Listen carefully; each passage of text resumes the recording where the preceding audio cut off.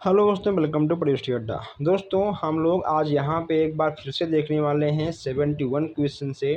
हम लोग यहाँ पर देख रहे हैं डियर थर्ड सेमेस्टर का साइंस का राजन प्रकाशन से अति लघुत्तरीय प्रश्न है। इसका हम लोग 70 प्रश्न देख चुके हैं, जो कि आपको फर्स्ट क्लास में देखने को मिल जाएगा। उसका लिंक आपको कमेंट बॉक्स में पिन किया हुआ मिल जाएगा।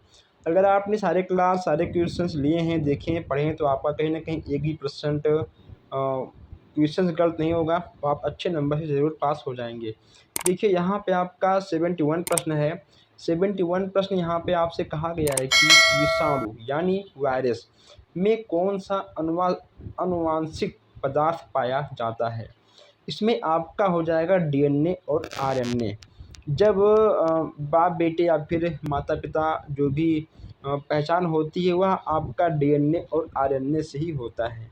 ठीक है।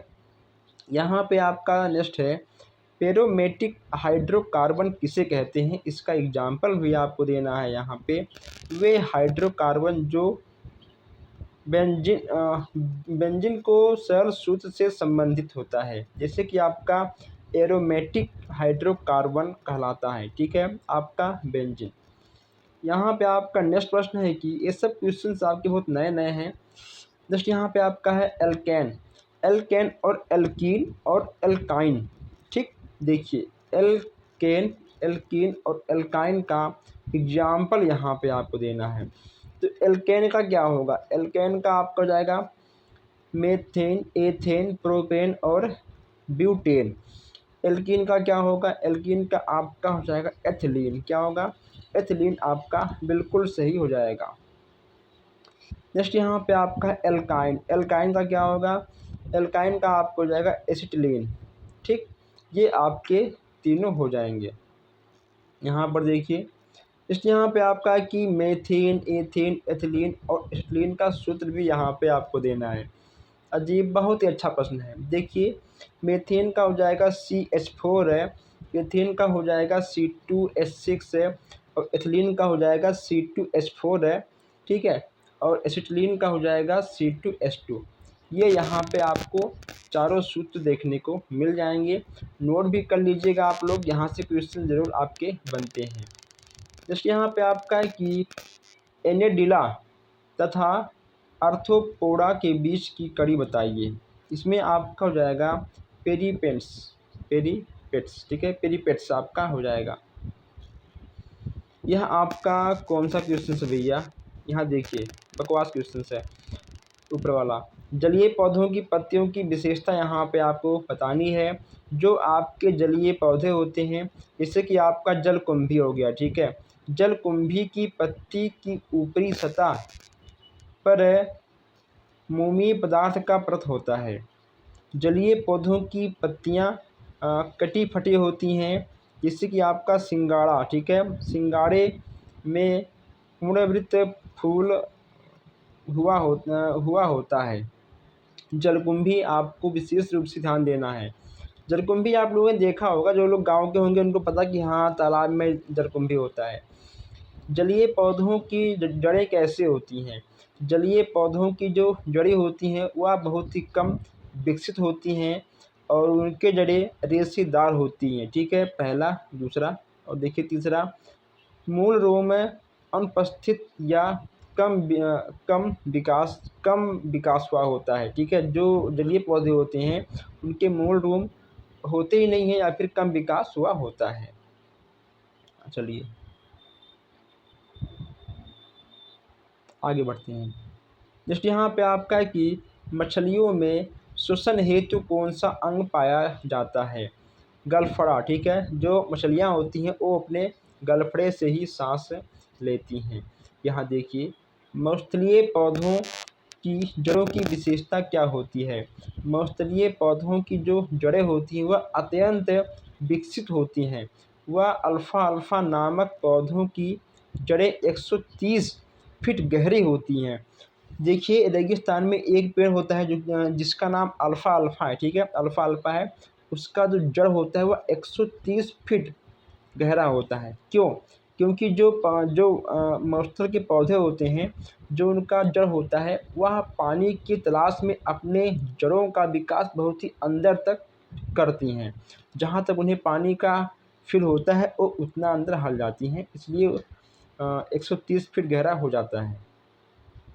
यहाँ पे देखिए, यहाँ पे है आपका कि जीवों के विलुप्तीकरण का कारण क्या है? आखिर जो जीव हैं वह विलुप्त क्यों हो रहा है? या इसका कहीं न कहीं असर आपकी जलवायु पर होता है, ठीक है दोस्तों? जलवायु परिवर्तन के कारण ही जो गिद्ध हैं, कुछ साँप भी हैं, ठीक है? ये सब कहीं न कहीं विलुप्त हो रहे हैं और विलुप्त भी हो चुके हैं कुछ। कुक्कुट पालन के अंतर्गत किस जीव का पालन होता है? कुक्कुट पालन के अंतर्गत किस जीव का पालन होता है, ये यहाँ पे आपको बताना है। कुक्कुट पालन आपका मुर्गी के अंतर्गत, ठीक है, आएगा। मुर्गी पालन के अंतर्गत आ जाएगा। हरित क्रांति के जनक कौन हैं? हरित क्रांति के जनक आपके कौन हैं? आपके हो जाएंगे नार्मर, ठीक है। ध्वनि की तीव्रता हम लोग कैसे नापते हैं? डेसिबल से नापते हैं ध्वनि की तीव्रता। प्रतिध्वनि किसे कहते हैं? प्रतिध्वनि किसे कहते हैं? जैसे कि मान लो आप किसी भी रूम में जब बोलते हो, जब वही आवाज़ आपको दोबारा, यानी आवाज़ों का, ठीक है, भनकना। अगर आप किसी पहाड़ पर गए हो, चिल्लाते हो, वही आवाज़ आपको पुनः सुनाई देती है तो वह आपका आ जाएगा प्रतिध्वनि के अंतर्गत, ठीक है। ऐसे आप इसको समझ के लिख सकते हैं। यहाँ देखिए, नेक्स्ट यहाँ पे आपका है कि मधुमेह किस हार्मोन्स की कमी के कारण होता है? इंसुलिन के द्वारा। अगर मान लो आपकी बॉडी में इंसुलिन की कमी है तो आपको मधुमेह रोग हो जाएगा, ठीक है। डायबिटीज, मधुमेह यानी डायबिटीज, ठीक है। क्या है? मधुमेह रोग ऐसी बीमारी है जिसमें व्यक्ति के रक्त में शर्करा की मात्रा बढ़ जाती है या इंसुलिन हार्मोन्स की कमी के कारण होता है। इंसुलिन रक्त में शर्करा की मात्रा को संतुलित रखता है, ठीक है। अब यहाँ पर देखिए, अनियमित जीवन शैली से कौन कौन सी बीमारियां हो सकती हैं? अनियमित जीवन शैली से अगर आपका जीवन नियमित रूप से नहीं चल रहा है, अनियमित रूप से चल रहा है, तो आपको कौन कौन सी बीमारियां हो सकती हैं? मधुमेह, उच्च रक्तचाप या दिल की बीमारी, ये आपकी बीमारियां हो सकती हैं।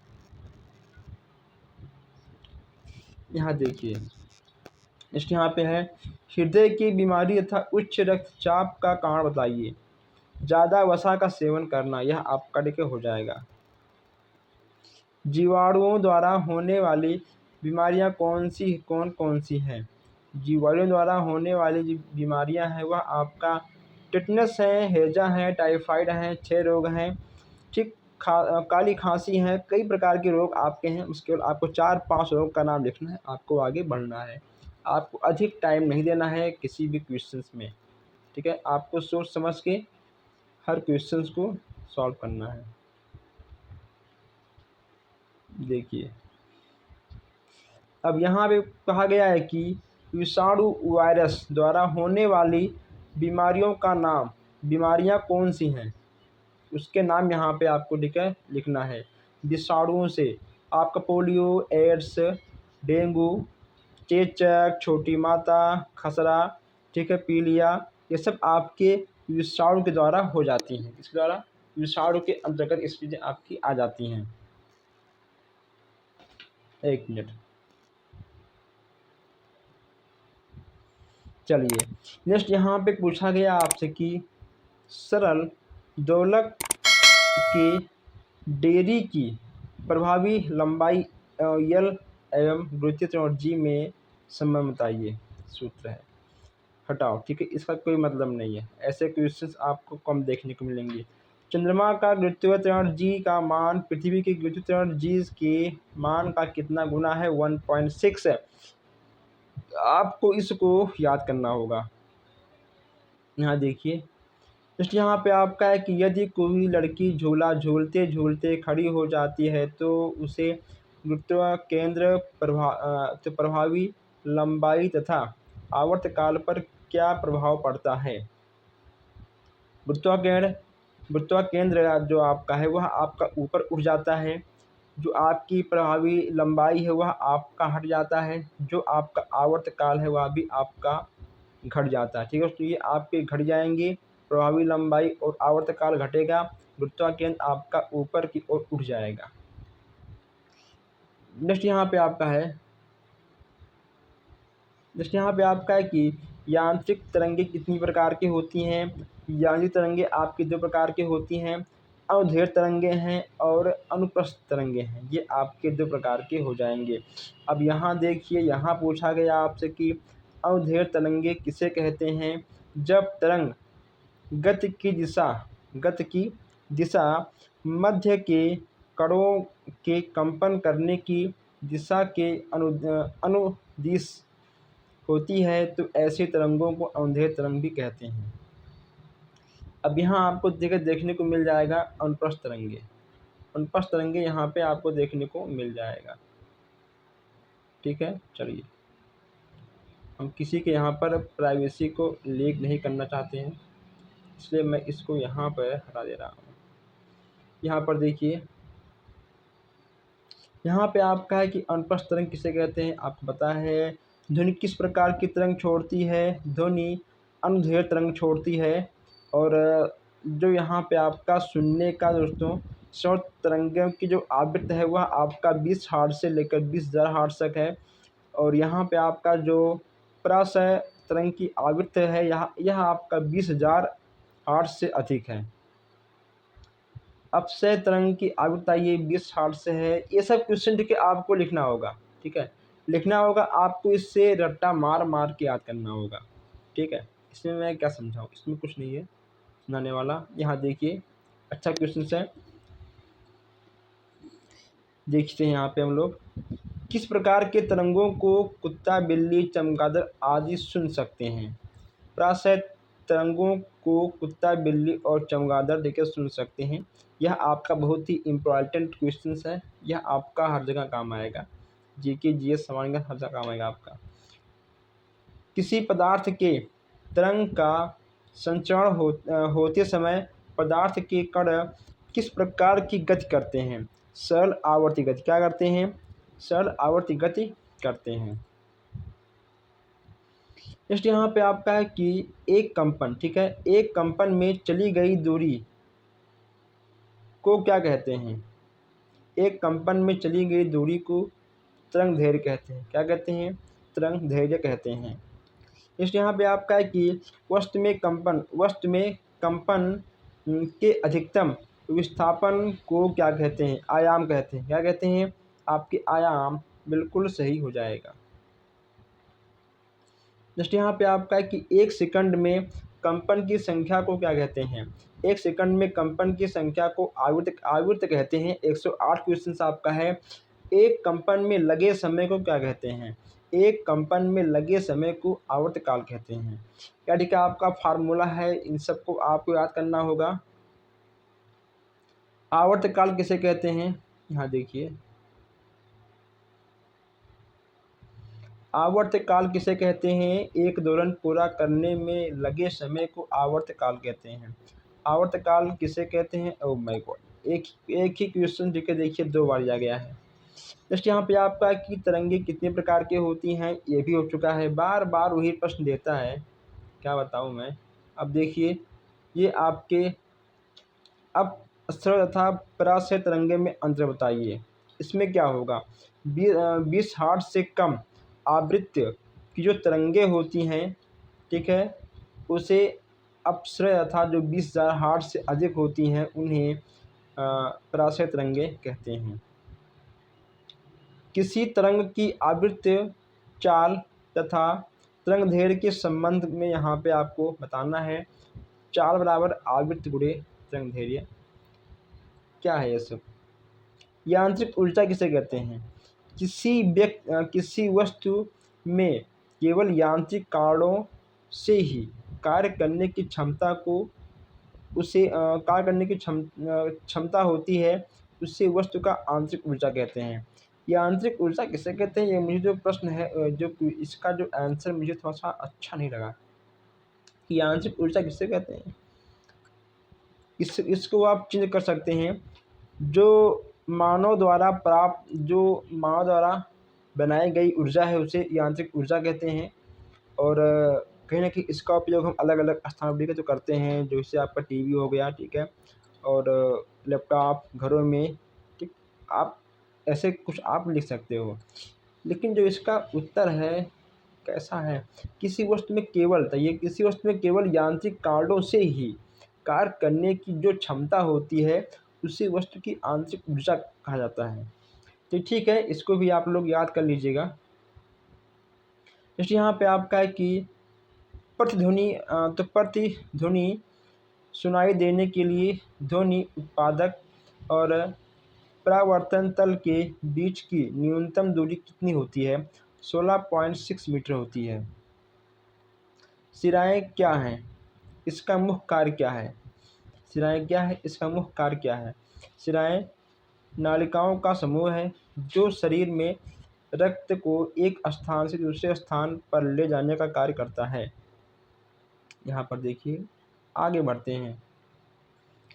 जैसे यहाँ पे आपका है कि प्रतिवर्ती क्रिया के 2 उदाहरण लिखिए। बंदूक की गोली चलाना और नाव से बाहर निकलते समय नाव का पीछे का हटना। जब बंदूक की गोली चलती है, थोड़ा-सा पीछे की ओर झटका मारती है, वह आपका प्रतिवर्ती क्रिया के अंतर्गत आएगा। अब यहाँ देखिए आप लोग, नवीकरणीय ऊर्जा किसे कहते हैं? लिखिए। यह अभी तक न खत्म होने वाली ऊर्जा है। इसे अन्य ऊर्जा में परिवर्तन कर प्रयोग किया जाता है। जैसे कि देखिए आपका पवन ऊर्जा वस्तु होगा, कभी ख़त्म नहीं होगा, लेकिन हम उस पवन ऊर्जा को किसी अन्य चीज़ों में परिवर्तन करके हम उसका उपयोग कर सकते हैं और करते भी हैं। रासायनिक ऊर्जा किसे कहते हैं? लिखिए। रासायनिक क्रियाओं के फलस्वरूप जो परिवर्तन होता है उसे रासायनिक परिवर्तन कहते हैं। चलिए, जैसे यहाँ पे आपका है रसोई घर। रसोई घर में प्रयोग होने वाले द्रवित पेट्रोलियम गैस के रिसाव का पता लगाने के लिए उसमें कौन सा गैस होता है? जो आपका एलपीजी गैस होता है वह उसमें कहीं न कहीं बदबू आपको देखने को मिल जाता है, ठीक है? उसमें आपका एथिल मरकैप्टन मिश्रण होता है जिससे वह बदबू करता है और उसका रिसाव का पता हम सबको लग जाता है। लेकिन मुख्य रूप से उसमें ब्यूटेन, प्रोपेन, ठीक है, गैस मिलाए जाते हैं।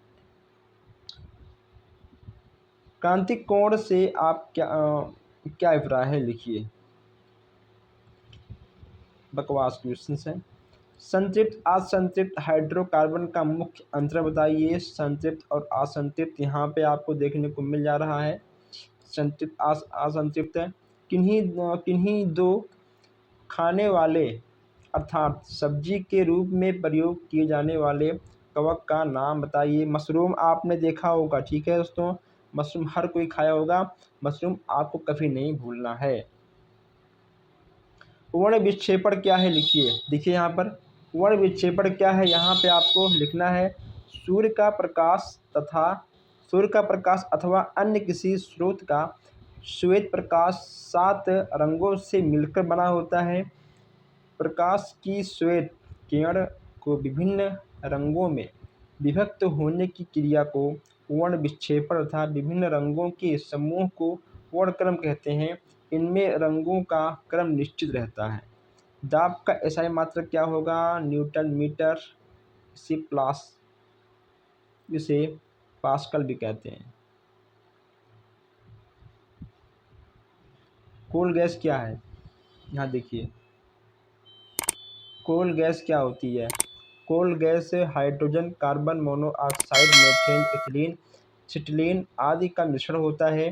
कोल गैस ईंधन तथा प्रदीप्त के रूप में प्रयुक्त होती है। गैस में उपस्थित असंतृप्त हाइड्रोकार्बन के जलने से प्रकाश उत्पन्न होता है। रेलवे की पटरियों के बीच थोड़ी सी जो जगह छोटी होती है वह क्यों छोटी होती है?